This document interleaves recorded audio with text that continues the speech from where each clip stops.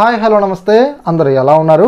ఇక నుంచి pan card సెంటర్ల దగ్గర మీరు కనుక కొత్త పాన్ కార్డ్ అప్లై చేయాలన్నా లేకపోతే పాన్ కార్డులో కరెక్షన్ చేయడానికైనా సరే మీరు ఏదైనా ఒక డాక్యుమెంట్ సబ్మిట్ చేసినప్పుడు ఖచ్చితంగా ఈ స్టాంప్ అయితే ఆ యొక్క డాక్యుమెంట్ మీద ఖచ్చితంగా అయితే ముద్రించాల్సి అయితే ఉంటుందండి. సో లేకపోతే మీ యొక్క డాక్యుమెంట్ అనేది మిస్యూజ్ అయ్యే అవకాశం కూడా ఉంది. సో ఈరోజు వీడియో మనమైతే మరి అసలు ఈ యొక్క స్టాంప్ ఏంటి, ఈ స్టాంప్ మీద మనకు ఏముంటుంది, ఒకవేళ ఈ స్టాంప్ వేయకపోతే మన అప్లికేషన్ అనేది యాక్సెప్ట్ అవుతుందా రిజెక్ట్ అవుతుందా అనే వాటి గురించి మనమైతే పూర్తి సమాచారం ఈ వీడియో మనం తెలుసుకుందాం.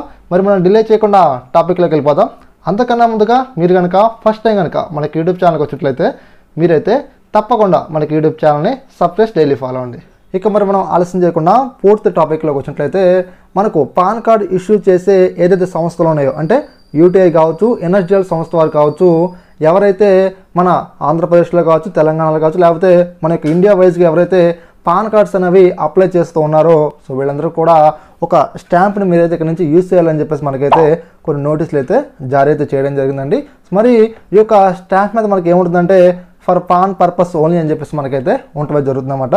మరి ఇలా ఫర్ పాన్ పర్పస్ ఓన్లీ అని చెప్పేసి ఎందుకు మనకు ఇలా స్టాంప్ అనేది మనం వేయాలని చెప్పేసి చెప్తున్నారంటే ఎవరైతే కస్టమర్ మన దగ్గరకు వచ్చి నమ్మకంగా పాన్ కార్డ్ అప్లై చేసుకుంటారో అప్లై చేసినప్పుడు ఆధార్ కార్డ్ కావచ్చు, డ్రైవింగ్ లైసెన్స్ కావచ్చు, లేకపోతే రేషన్ కార్డ్ కావచ్చు, ఓటర్ ఐడి కావచ్చు, సో వాట్ ఎవర్ అనమాట ఎవరైతే డాక్యుమెంట్స్ అనేవి మనం సబ్మిట్ చేస్తారో నమ్మకంగా ఆ యొక్క డాక్యుమెంట్స్ అనేవి మిస్యూజ్ అవ్వకుండా ఈ యొక్క స్టాంప్ మీద వేయాలని చెప్పేసి ఈ యొక్క సంస్థల వారు చెప్తూ ఉన్నారు. ఒకవేళ మీరు కనుక ఇక్కడ నుంచి కొత్త పాన్ కార్డు కావచ్చు, పాన్ కార్డుల కరెక్షన్స్ కావచ్చు, మీరు ఒకవేళ నెట్ సెంటర్ దగ్గరికి వెళ్ళి మీరు ఇలా అప్లై చేసుకున్నప్పుడు మాత్రం ఖచ్చితంగా మీరైతే ఆ యొక్క నెట్ షాప్ అతన్ని మీరైతే అడగండి. ఏమంటే మా అప్లికేషన్ ఉంది కదా, మా యొక్క అప్లికేషన్ మీద సో మీరైతే ఈ యొక్క స్టాంప్ అనేది వేయండి అని చెప్పేసి ఫర్ పాన్ పర్పస్ ఓన్లీ అని చెప్పేసి. మరి మన యొక్క అప్లికేషన్ మీద మన యొక్క ఐడెంటిటీ ప్రూఫ్ మీద ఈ యొక్క స్టాంప్ వేయడం వల్ల మనకు ఉపయోగం ఏమైనా ఉందంటే మనకు 100కు 100 రెట్లు మనకైతే యూజ్ అవుతుందండి. సో కొంతమంది అనమాట అందరూ అనట్లేదు, కొంతమంది ఏం చేస్తారంటే ఫ్రాడ్ గాళ్ళు మనం పాన్ కార్డ్ అప్లై చేయడం కోసం మనం ఏదైతే డాక్యుమెంటేషన్ ఇస్తామో వాళ్ళకి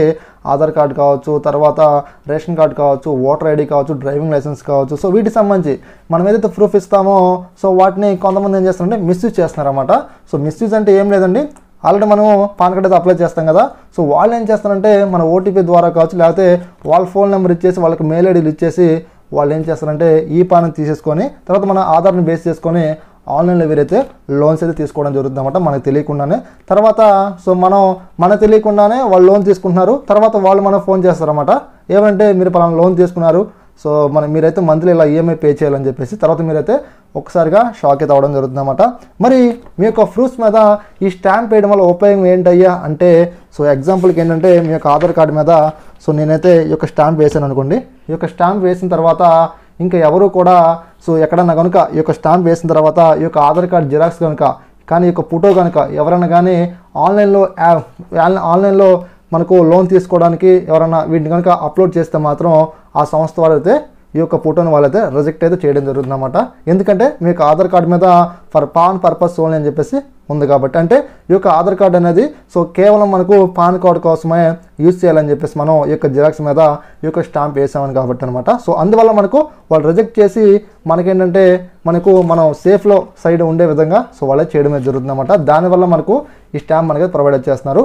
ఎవరైతే నెట్ షాప్లో వాళ్ళు ఉన్నారో వీళ్ళందరూ కూడా త్వరగా ఈ యొక్క స్టాంప్ అయితే మీరు తీసుకోండి. స్టాంప్ తీసుకున్న తర్వాత సో కస్టమర్ ముందే మీరైతే స్టాంప్ అయితే వేయండి. సో కస్టమర్ వెళ్ళిపోయిన తర్వాత కాదు, ఎందుకంటే కస్టమర్ మిమ్మల్ని నమ్మాలి కదా. ఇక అదేవిధంగా ఒకవేళ ఏదైనా ప్రాబ్లం జరిగిందనుకోండి, సో నువ్వే మిస్యూజ్ చేసావు అని చెప్పేసి కస్టమర్ మీ మీదకి వస్తే మీరే ఆ యొక్క ప్రాబ్లం మీరైతే ఫేస్ చేయాల్సి ఉంటుందన్నమాట. మన దగ్గర ఎవరైతే ఏజెంట్స్ ఐడి తీసుకున్నారో వీళ్ళందరూ కూడా దీన్ని యూజ్ చేయండి, ఓకేనా. ఇప్పుడు మనమైతే మన యొక్క అప్లికేషన్స్ మీద ఈ యొక్క స్టాంప్ని మనం ఎలా వేయాలో ఇప్పుడు మీకు చూపిస్తాను. ఫ్రెండ్స్ ఇక్కడ చూస్తున్నారు కదా, ఇదే స్టాంపు.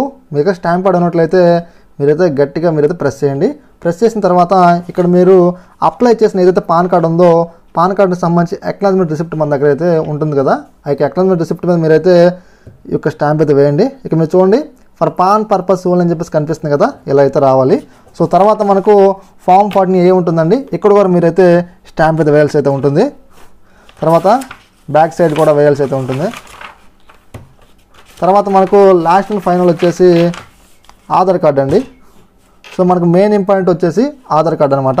ఈ యొక్క ఆధార్ కార్డు మీద కూడా మీరైతే ఈ యొక్క స్టాంప్ అయితే వేయాలన్నమాట. చూడండి ఇక్కడ ఫర్ పాన్ పర్పస్ ఓన్లీ అని చెప్పేసి వేశాను. ఇలా వేయటం వల్ల నెట్ షాప్ల వారు ఎవరైతే ఉన్నారో వీళ్ళందరూ కూడా సేఫ్ అవుతారు. ఇక అదేవిధంగా ఎవరైతే పాన్ కార్డ్స్ అప్లై చేసుకుంటారో మన దగ్గర వాళ్ళు కూడా ప్రొటెక్షన్ కింద వాళ్ళైతే ఫీల్ అవుతారండి. ఈ యొక్క స్టాంప్ అనేది కస్టమర్ ముందే మీరైతే వేయాల్సి అయితే ఉంటుందన్నమాట. వాళ్ళు వెళ్ళిపోయిన తర్వాత కాదు. ఏదైనా ప్రాబ్లమ్స్ వస్తే మీరే ఫేస్ చేయాల్సి అయితే ఉంటుంది. సో కస్టమర్ తరపు నుంచి ఓకేనా. ఎవరైతే కస్టమర్స్ ఉంటారో అంటే ఎవరైతే పాన్ కార్డ్ అప్లై చేసుకుంటారో వీళ్ళు కూడా సో షాప్ వాళ్ళు పాన్ కార్డ్ అప్లై చేసిన వెంటనే ఈ స్టాంప్ అయితే యూజ్ చేయండి అని చెప్పేసి మీరే చెప్పండి. సో వాళ్ళకి అర్థమవుతుంది అనమాట. అంటే మీ యొక్క డీటెయిల్స్ అనేవి మిస్యూజ్ అవ్వకుండా ఉంటాయి. ఓకేనా. Thanks for watching. మళ్ళీ కలుద్దాం నెక్స్ట్ వీడియోలో.